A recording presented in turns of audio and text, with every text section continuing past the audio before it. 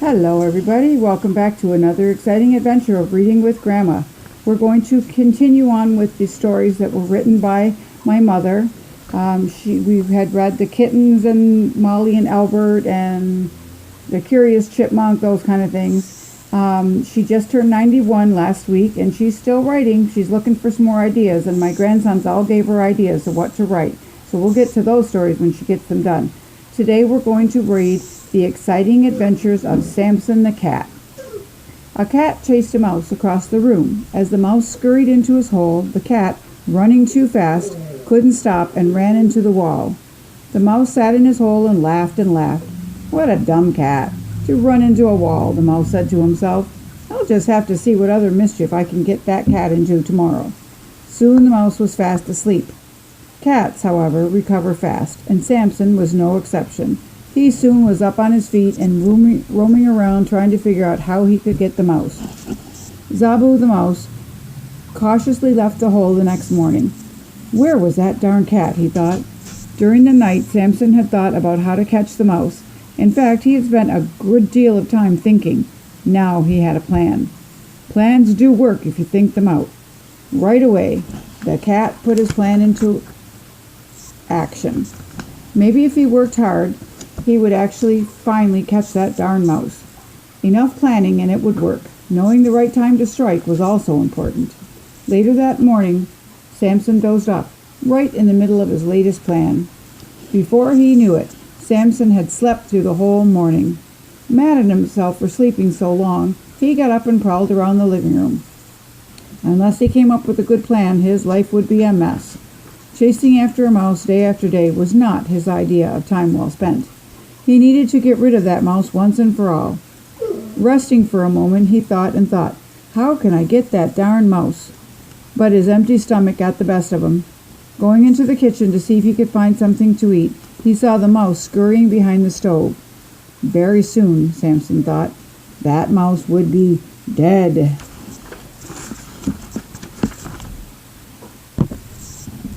Resisting the urge to run after Zabo, he continued his quest for food.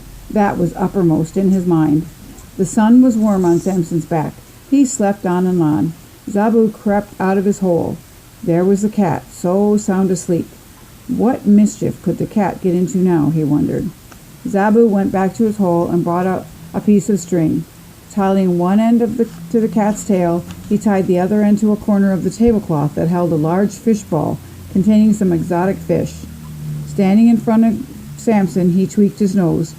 Sampson leaped up in surprise. Just then, the bowl crashed to the floor. Fortunately, the bowl landed upright, but it still created a mess because some of the water sloshed out of the bowl. Quickly, the mouse fled back to his hole. How exciting! Now the cat was in big trouble, hoped Zabo. The cat didn't know what to do. How had this happened? Zabu sat in his hole and laughed. What a mess, Sampson thought.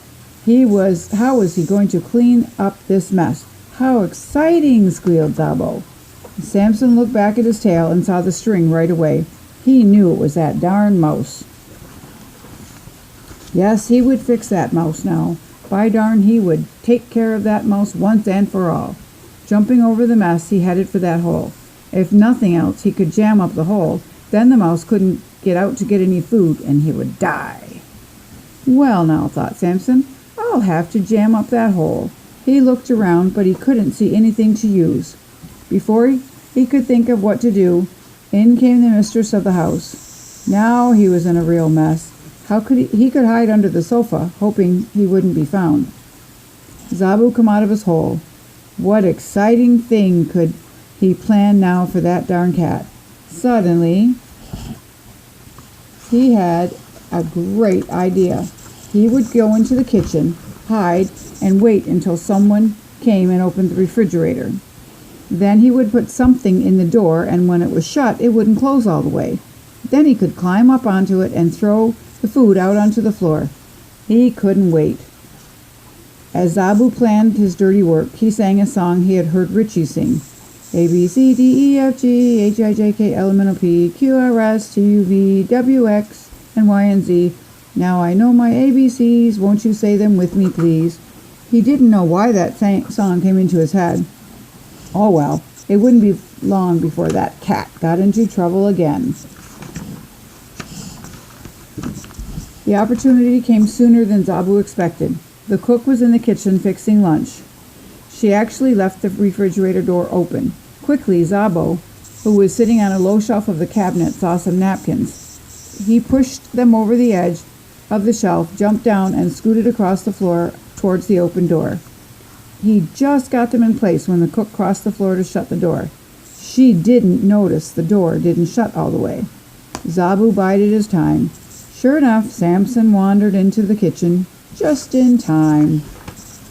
The mistress, Patty, came in. The mouse pushed the door open. It was a hard job, but he managed.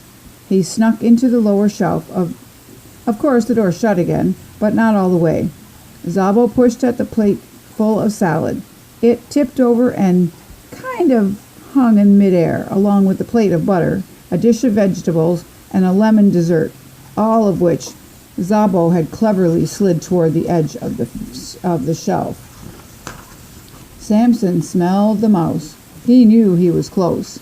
Moving closer to the refrigerator, he knew he had found Zabo. He knew he had him this time. He pawed at the door.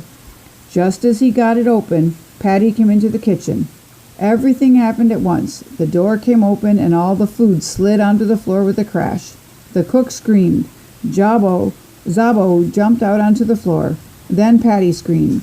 Sampson, not even thinking of the mouse, now tried to run away, but his paws slipped in all that food, and he just scrabbled around the kitchen floor like a whirling top. Of course, Sampson was blamed for this mess. That meant he was banished from the house forever. Zabo now had the run of the house, and Sampson wouldn't bother him any longer. Now, who's to say that someday Sampson will be allowed back in? Then what will Zabo do? Let me know in the comments below what you think Zabo might do if Sampson's ever allowed to come back in, if the lady of the house would let the kitty cat back in and stop being blamed for things. So put a like, hit the subscribe, the bell, and let me know how you thought about the adventures of Sampson the cat and Zabu the mouse. Have a good day, y'all. Bye.